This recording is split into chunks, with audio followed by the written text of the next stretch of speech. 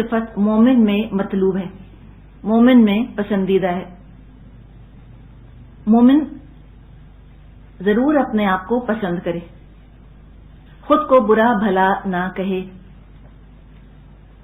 بعض مذاہب میں انا سے نمٹنے کا یہ طریقہ اختیار کیا گیا کہ انا کو کچل کے رکھ دو، کرش کر دو اپنے ایگو کو۔ اور جب انہوں نے اپنی انا کو اس طرح کچلنے کی کوشش کی، نتیجہ وہ نکلا جسے بچنا چاہ رہے تھے۔ جب انا کو دبایا، پھر توجہ ساری کی ساری انا پر مرکوز ہو کے رہ گئی، اس انا کے گرد ہی پوری زندگی کو گھما دیا اور اپنے آپ کو ذلیل کیا اور اپنے آپ کو جھکایا اور اپنے آپ کو تنگ کیا انا کو کچلنے کے لیے۔ یہ غیر فطری چیز ہے۔ اللہ نے فطرت میں انا رکھی ہے، یہ کچلی نہیں جا سکتی۔ اگر اس کو کچلیں گے تو 10 خرابیاں اور جنم لے لیں گی۔ سیلف ڈیفیٹنگ پرپس بن جاتا ہے انا کو کچلنا، اور انا پر توجہ زیادہ ہو جاتی ہے۔ ساری زندگی انا کے گردی گھومتی رہتی ہے۔ انسان اپنے نفس کے ساتھ ہی کشتیاں کرتا رہتا ہے، نفس کو پچھاڑنے کی کوششیں کرتا رہتا ہے۔ پھر بعض دفعہ یہ بھی ہوتا ہے کہ نفس اس کو پچھاڑ دیتا ہے۔ اگر اللہ کو یہ بات پسند ہوتی کہ انسان اپنی ذات سے نفرت کرے یا انسان خود کو گھٹیا، بیکار، بے عزت سمجھے، تو اللہ تعالیٰ استغفار کا دروازہ کھلا نہ رکھتا، بلکہ یہ ہوتا کہ ہم سے کہا جاتا کہ تم نے گناہ کر لیا ہے نا، اب ایک دفعہ، اب رہو احساس جرم میں مبتلا، گلٹ کے اندر مبتلا رہو۔ اللہ یہ نہیں چاہتا کہ ہم گلٹ میں مبتلا رہیں۔ اگر ہم ہر وقت احساس شرمندگی، احساس ندامت، اپنے گناہوں کی گندگی میں لتھڑے ہوئے رہیں گے، یہ ایکسٹرا بیگیج اگر ہم ہر وقت ساری زندگی کیری کریں گے اپنے ساتھ، یہ فالتو سامان، تو ہم نیکیوں کی دوڑ میں نہیں آگے بڑھ سکیں گے۔ اللہ چاہتا ہے کہ چھوڑو، اس گلٹ کو چھوڑ دو، میں نے معاف کر دیا۔ معافی کا دروازہ اللہ نے کھلا رکھا ہے تاکہ ہم یہ فالتو چیز پیچھے چھوڑ دیں اور ہم تیزی کے ساتھ اب آگے بڑھیں۔ دوسروں کے سامنے اپنے گناہوں کا تذکرہ کرنے سے ہم کو منع کیا گیا ہے۔ اسلام میں کنفیشن نام کی کوئی چیز نہیں ہے، اس لیے کہ انسان کی عزت پر زد پڑتی ہے۔ ہو سکتا ہے کوئی انسان بدنام ہو تو کبھی انسان اپنے آپ کو بدنام کرنے کی جان بوجھ کر کوشش نہ کرے، خود کو دوسروں کی نظر میں گرانے کی کوشش نہ کرے، بلا وجہ، بغیر کسی وجہ کے اپنی بے عزتی نہ کروائے، خود کو ناپسند کرنا، اپنی ذات سے کراہیت، اپنی ذات سے گھن محسوس کرنا، اپنے آپ سے نفرت کرنا، سیلف لوتھنگ میں مبتلا رہنا، یہ چیزیں انسان میں بے اعتمادی پیدا کرتی ہیں، انڈر کانفیڈنس میں مبتلا کر دیتی ہیں انسان کو۔ شخصیت انسان کی مست ہو جاتی ہے، ڈسٹارٹ ہو جاتی ہے۔ تو یہ کام کرنے کی ضرورت نہیں۔ اور جب انسان اپنے آپ کو اپنے رب کی نظر سے دیکھے گا کہ اللہ نے مجھ کو اپنے دونوں ہاتھوں سے بنایا، احادیث میں یہ بات ہمیں پتہ چلتی ہے کہ اللہ مجھ سے 70 ماؤں سے بڑھ کر محبت کرتا ہے، تو انسان کو بڑا ہی ایک ناز ہوتا ہے اپنے اوپر، بڑا ہی اپنے آپ کو وہ اہم سمجھتا ہے کہ میں کتنا امپورٹنٹ ہوں، میں کتنا اہم ہوں، ایسا لاڈلا سا لگتا ہے، وہ اپنے اوپر اس کو اعتماد آتا ہے کہ میں بہت اللہ کا لاڈلا ہوں، اللہ کو مجھ سے بہت محبت ہے، اور بس اللہ کو محبت ہے تو الحمدللہ، اور کیا چاہیے پھر۔ اور فطری طور پہ انسان چاہتا ہے کہ اللہ مجھ کو پسند کرے، فطری طور پہ انگرین ہے اس کے اندر یہ چیز کہ مجھے اللہ پسند کرے، اور یہ بھی فطری طور پہ انسان چاہتا ہے کہ باقی انسان بھی مجھ کو پسند کریں، یہ نیچرل ہے۔ کوئی نہیں چاہتا کہ میں معاشرے کے اندر بے عزت ہوں اور رسوا ہوں اور ذلیل ہوں اور لوگ مجھ پہ ہنسیں اور میرا مذاق اڑائیں، کوئی نہیں چاہتا، پسند نہیں کرتا اس چیز کو۔ اگر وہی سے کٹ جاتا ہے انسان تو پھر وہ عجیب عجیب قسم کی بیماریوں کا شکار ہو جاتا ہے۔ اب یہ جو انسان کے اندر فطری خواہش ہے کہ اللہ بھی مجھے پسند کرے اور لوگ بھی مجھے پسند کریں، تو لہذا اللہ کی نظر میں گناہ کرنے سے بچے، اور لوگوں کے سامنے بھی وہ اچھے حلیے میں رہے، اپنی خلق کو بھی اچھا رکھے، اپنی خلق کو بھی اچھا رکھے۔ رسول اللہ صلی اللہ علیہ وسلم نے ہمیں اپنا ظاہری حال حلیہ بگاڑنے سے منع فرمایا ہے۔ مثال کے طور پہ ایک جوتا پہنا ہے، ایک نہیں پہنا، آدھے سر پر بال ہیں، آدھے سر پر بال نہیں، اس سے آپ نے منع کیا، یہ مت کرو۔ نبی اکرم صلی اللہ علیہ وسلم صاف ستھرے رہا کرتے تھے، بالوں میں کنگھی کر کے اور صاف ستھرے کپڑے پہن کر آپ رہتے تھے کہ کوئی بو نہ آئے، کوئی گندگی لاحق نہ ہو۔ اسی لیے طہارت پر اتنا زور ہے اسلام میں۔ الطہور شطر الایمان، طہارت پاکیزگی ایمان کا حصہ ہے۔ تو جن مذاہب میں انا کو کچلنے پر زور دیا گیا، ان کے اندر گندا رہنے پر بھی بہت زور دیا گیا۔ ان کے ہاں معیار یہ تھا جو جتنا گندا ہوتا ہے، نہیں نہاتا، دانت صاف نہیں کرتا، گندا میلا بدبو والا لباس پہنتا ہے، اتنا ہی وہ متقی ہے۔ جو لوگوں کی نظروں میں جتنا حقیر اور ذلیل ہے، اللہ کی نظر میں اتنا ہی بلند اور اعلیٰ ہے۔ یہ غلط کانسیپٹ ہے، غلط تصور ہے۔ ایک شخص آیا، اس کے سر کے بال پراگندہ تھے، بکھرے ہوئے بال تھے، تو نبی اکرم صلی اللہ علیہ وسلم نے فرمایا اس کے پاس کوئی چیز ایسی نہیں جس سے یہ اپنے سر کے بالوں کو ٹھیک کر لے۔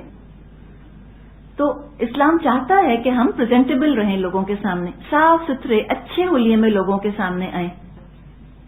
ایک قول ہے کہ المؤمن لا یذل نفسہ، مومن اپنے آپ کو ذلیل نہیں کرتا، تو مومن کو چاہیے صاف ستھرا رہے، خود کو عیب دار نہ بنائے، نہ ہی اپنے عیب یا اپنے گناہ کسی پر کھولے۔ وہ یہ تمنا نہ کرے کہ لوگ میری بے عزتی کریں، اس کی یہ خواہش نہ ہو کہ لوگ میرا مذاق اڑائیں۔ ابراہیم علیہ السلام کی دعا آتی ہے قرآن میں کہ وَجَعَلْنِي لِسَانَ صِدْقٍ فِي الْآخِرِينَ، کہ اللہ بعد میں آنے والوں میں میرا ذکر خیر باقی رکھ، لوگ مجھ کو اچھے نام سے یاد کریں۔ یہ نیچرل ہے، فطری ہے۔ نبی اکرم صلی اللہ علیہ وسلم کی دعا کا بھی حصہ ہے کہ وَجَعَلْنِي فِي عَيْنِي صَغِيرًا وَفِي أَعْيُنِ النَّاسِ كَبِيرًا، اے اللہ مجھ کو اپنی نظر میں چھوٹا دکھا اور لوگوں کی نظروں میں بڑا کر کے دکھا دے۔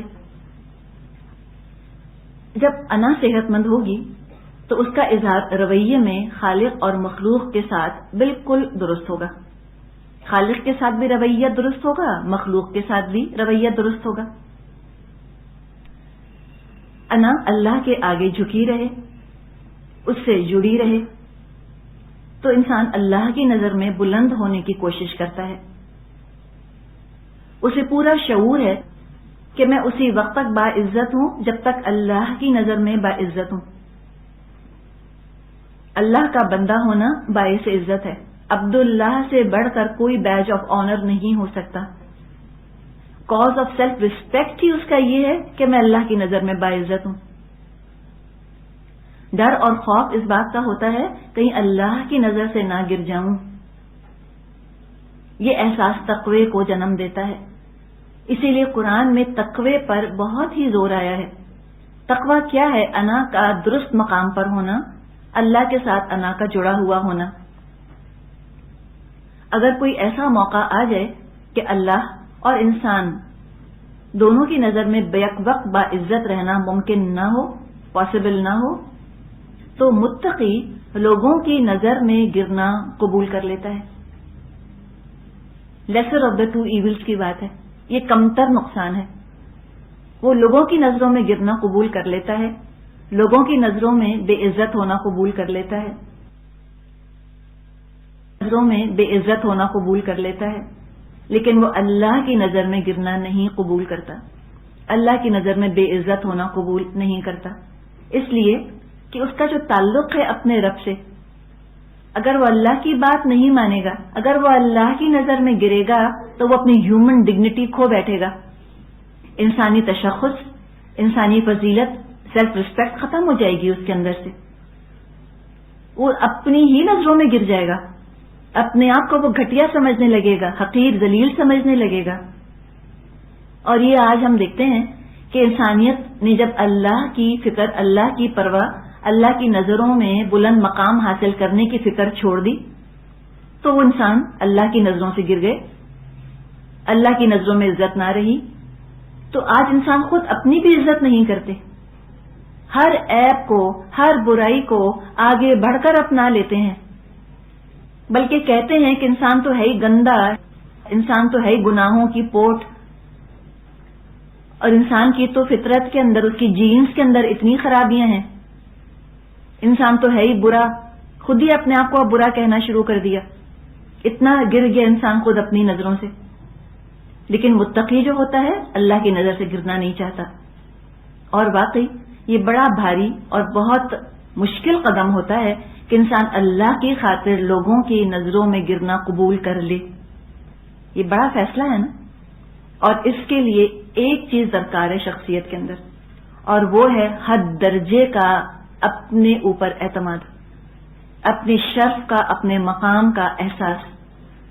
پر اعتماد لوگ ہوتے ہیں وہی یہ چوائس کر سکتے ہیں. جس میں ذرا اعتماد کی کمی ہے وہ کبھی نہیں یہ چوائس کر سکتے کہ لوگوں کی نظروں میں گریں لیکن اللہ کی نظر میں اپنا مقام برقرار رکھیں. یہ جو اعتماد ہے یہ تقوی سے آتا ہے، گاڈ کانشیس ہونے سے آتا ہے. حقیقت ہے کہ عبودیت میں حریت ہے. جب انا عبد بن جائے، جب انا اللہ کی غلام بن جائے، اب انسان آزاد ہو جاتا ہے لوگوں کی آراء اور ان کے معیار سے. اور انا اگر اللہ کے آگے، یعنی انائے صغیر اگر انائے کبیر کے آگے نہیں جھکتی تو مختلف روحانی اخلاقی بیماریاں جنم لیتی ہیں. یہ ہے فساد اور یہ ہے بگاڑ، یہ ہے بیماری.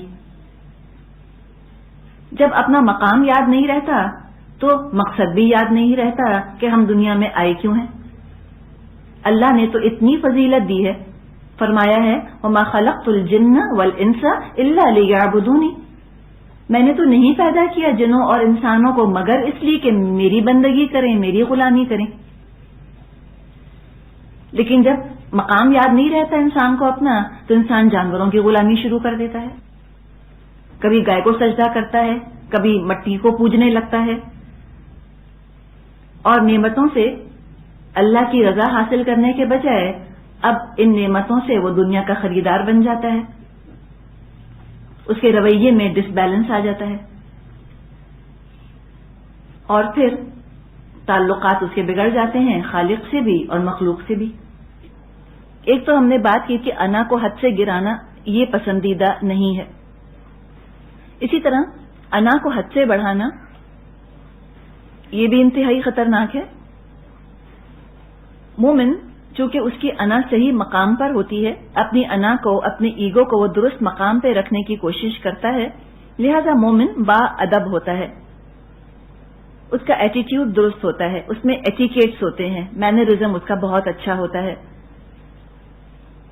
لیکن اگر یہ انا حد سے بڑھ جائے تو بے ادبی لازماً پیدا ہوگی، بے ادب اور بدتمیز ہو جائے گا انسان. محاورہ مشہور ہے، با ادب با نصیب، بے ادب بے نصیب. شیطان نے انتہائی بے ادبی کا مظاہرہ کیا اللہ تعالی کے سامنے، اور اس بے ادبی کی وجہ اس کی انا تھی. اسی انا نے ابلیس کو رجیم بنایا، اسی انا نے ابلیس کو مردود بنا دیا. جب اللہ نے اس کو حکم دیا کہ تم آدم کو سجدہ کرو، پہلا لفظ جو اس کی زبان پر آیا انا، اس نے کہا انا خیر منہ، میں اس سے بہتر ہوں. انسان جس کو بڑا سمجھتا ہے مشکل پریشانی میں اسی کی طرف رجوع کرتا ہے. آدم علیہ السلام کی زبان پر اللہ کا نام آیا ربنا جب ان پر مشکل پڑی. شیطان کی زبان پر لفظ آیا انا، میں. آدم علیہ السلام کی نظر میں اللہ سب سے بڑا تھا، ان کی انا اللہ کے آگے جھک چکی تھی، انائے صغیر انائے کبیر کے آگے جھک گئی تھی. لیکن شیطان کی انا نہیں جھکی تھی اللہ کے سامنے، تو اس نے حکم عدولی کی، نافرمانی کی، بدتمیزی کا، بے ادبی کا مظاہرہ کیا اور کہا انا خیر منہ، میں بہتر ہوں اس سے۔ ابراہیم علیہ السلام کے زمانے میں جو بادشاہ تھا جس کا کہ روایات میں نام نمرود آتا ہے، اس کے سامنے جب اللہ کا ذکر کیا ابراہیم علیہ السلام نے تو اس نے بھی کہا انا احیی و امیت، میں زندگی دیتا ہوں، میں موت دیتا ہوں، انا، میں ہی سب کچھ ہوں۔ Too full of himself, boastful attitude, arrogance, تکبر والا رویہ اختیار کرتا ہے انسان جب اس میں انا زیادہ ہو جاتی ہے۔ فرعون نے تو کمال ہی کر دیا، تمام حدود پار کر گیا تکبر کی۔ اللہ کے آگے کیا جھکتا، اس نے تو چاہا کہ اللہ میرے آگے جھکے، نعوذ باللہ۔ اس نے دعویٰ کیا انا ربکم الاعلی، میں ہوں تمہارا رب سب سے اعلیٰ۔ یہ رب کون ہے؟ میں ہی تو رب ہوں۔ اس بلا کا تکبر کہ اللہ کو نعوذ باللہ اپنے آگے جھکانا چاہے، یہ اس کا تکبر تھا، اسی نے اس کو برباد کیا، اسی نے اس کو ڈبویا، نشان عبرت بنا دیا۔ تو یہ انا کو کنٹرول کرنا نہایت ضروری ہے، حد سے نہ بڑھنے پائے۔ حد سے بڑھے گی تو تکبر پیدا ہوگا، جنت کبھی حاصل نہیں کر سکتا انسان۔ حد سے گھٹ جائے گی تو دنیا میں ناکارہ بیکار ہو جائے گا۔ تو اب خالق اور مخلوق کے ساتھ کیا رویہ ہونا چاہیے انسان کا، وہ انا ہی ڈٹرمن کرتی ہے، انا بتائے گی۔ اگر انا اپنے مقام پر ہے، مومن با ادب ہوتا ہے، خالق کو خالق کا حق دے گا، خالق کا مقام دے گا، اور مخلوق کو مخلوق کا حق دے گا، اس کا مقام دے گا۔ اور انا اگر اپنے مقام سے ہٹ گئی ہے تو پھر وہ بے ادب ہو جائے گا، نہ اللہ کی عزت کرے گا نہ مخلوق کی عزت کرے گا۔ اور انا اگر گھٹ گئی ہے بہت زیادہ تو پھر یہ ہوگا کہ اپنی نظروں میں کوئی اس کی عزت ہی نہ ہوگی، سیلف لوتھنگ کا شکار رہے گا، اور بہت بڑھ گئی ہے تو بے ادب ہو جائے گا۔ تو اگلی دفعہ انشاءاللہ تعالی ہم کچھ ایٹیکیٹس پر اور ادب پر بات کریں گے۔ اب اگر ہم یہ دیکھنا چاہتے ہیں کہ میری انا کس مقام پر ہے تو یہ ایک فارم ہے، انشاءاللہ تعالی یہ آپ کو ابھی دیا جائے گا، تھوڑا سا اس کو ڈسکس کر لیتے ہیں۔ اس میں 3 کالمز ہیں، کچھ جملے لکھے ہوئے ہیں ایک طرف، اور پھر اس کے آگے 3 کالمز بنے ہوئے ہیں کہ اس میں دیکھنا ہے کہ انا مقام سے کم ہے یا زیادہ ہے یا درست مقام پر ہے۔ اب یہ آپ کو اپنا ایویلیویشن خود ہی کرنا ہے، آپ کو خود اپنے پاس اس کو دیکھنا ہے اور غور سے اس کو آپ سوچ سمجھ کے پر کیجیے گا۔ چند چیزیں ہیں۔